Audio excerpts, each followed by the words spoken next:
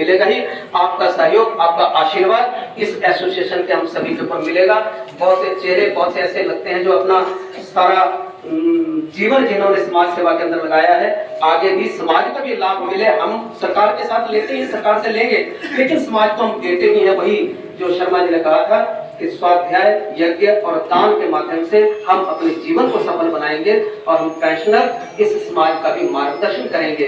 इस अपेक्षा के साथ आप सबका बहुत बहुत धन्यवाद। आपने मुझे समय दिया। धन्यवाद शर्मा जी, आपने मुझे बुला करके यहाँ पर समय दिया। आपसे परिचय के लिए धन्यवाद। जय श्री राम।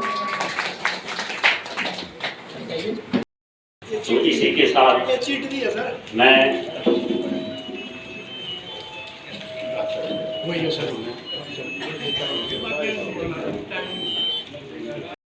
हमारा जो लीव एनकेशमेंट का रिविजन कुछ नहीं मिल रहा है, कोई आदेश नहीं आया, न किसी को मिल रहा है। क्यों नहीं मिल रहा है? मिलना चाहिए था। ये सारा गवर्नमेंट ने किया। जो हमारा क्लेम, जो पे रिविजन का जो क्लेम था, वो भी एक देखो, एक समझो तो एक सौभाग्य की बात है कि इलेक्शन आ गया। वो किसी को 18, 20 और 35। नानकचंद शर्मा, यहाँ सरका घाट मंडल का पेंशनर वेलफेयर एसोसिएशन का अध्यक्ष हूँ। मैं डिस्ट्रिक्ट एजुकेशन ऑफिसर की पोस्ट से शिमला से सेवानिवृत्त हुआ हूँ और उसके बाद मैं प्रिंसिपल भी रहा बीएड कॉलेज का। और उसके बाद मैंने यहाँ की जिम्मेदारी पेंशनर वेलफेयर एसोसिएशन के अध्यक्ष के नाते संभाली है। मैं पूरी तत्परता के साथ, बड़ी ईमानदारी के साथ इस कार्य को पिछले 15 वर्ष से कर रहा हूँ। और हमारी मुख्य मांग ये है कि हमारे पेंशनर्स के जो बकाये की राशि है, चाहे वो लीव एनकैशमेंट है, चाहे ग्रेच्युटी है, चाहे वो कम्यूटेशन का अमाउंट है, उसको जो है अविलंब जो है सरकार रिलीज़ कराए। और जिनके केसेस एजी हिमाचल प्रदेश में पेंडिंग हैं, उनका शीघ्र ही अनुमोदन करके उसका जो है लाभ हमारे पेंशनर्स को मिले।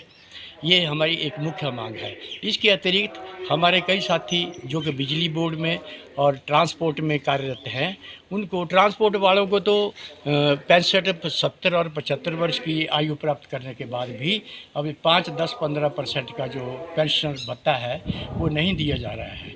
ये उनकी बहुत कम लोगों को मिल रहा है जो कि कोर्ट में गए और जिन्होंने वहाँ पर याचिका करके इसको हासिल किया। बिजली बोर्ड के कर्मचारियों का भी मांग है कि हमारा जो है पेंशन का जो चेंज है वो पुरानी पेंशन के आधार पर की जाए। इसका हमें पुरानी पेंशन के आधार पर पेंशन जो है मिले, क्योंकि हमें पुराने ही स्केल के ऊपर पुराने ही जो पेंशन हमें मिली है वही मिल रही है।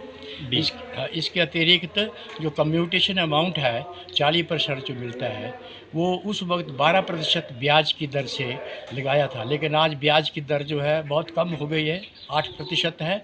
तो 15 वर्ष का जो पीरियड है उसकी रिकवरी का, उसको भी घटाकर 11 वर्ष किया जाना चाहिए, तभी जो है वो पेंशनर्स को लाभ होगा। कई पेंशनर्स के तो कम्यूटेशन अमाउंट का जो राशि है वो रिकवर हो चुकी है, तो कम्यूटेशन की जो वसूली है वो एकदम बंद होनी चाहिए। बाकी हमारे बहुत से पेंशनर्स के जो मेडिकल बिल हैं वो पेंडिंग पड़े हैं। उन मेडिकल बिल्स का भी, क्योंकि अब आचार संहिता समाप्त हो चुकी है और नया बजट जो है सभी विभागों को आवंटित होना चाहिए, ताकि पेंशनर्स के जो है वो मेडिकल क्लेम जो है वो मिल सके। इस अवस्था में पहुंचते पहुंचते पेंशनर परेशान हों तो इससे सरकार को कोई शुभ संकेत नहीं जाएगा। लगता है कि एसोसिएशन बहुत अच्छा आगे काम करेगी और आगे जो हमारी समस्याएं हैं वह तो जेसीसी के अंदर ही सरकार के पास उठाई जाती हैं। इसलिए सबसे बड़ी मांग तो आज हमारी यही है और सरकार को हमने प्रेशराइज भी किया है कि हमारी जेसीसी बुलाई जाए। छोटी बड़ी जो भी बातचीत है सरकार के माध्यम से जिनका समाधान होना है वो तो जेसीसी के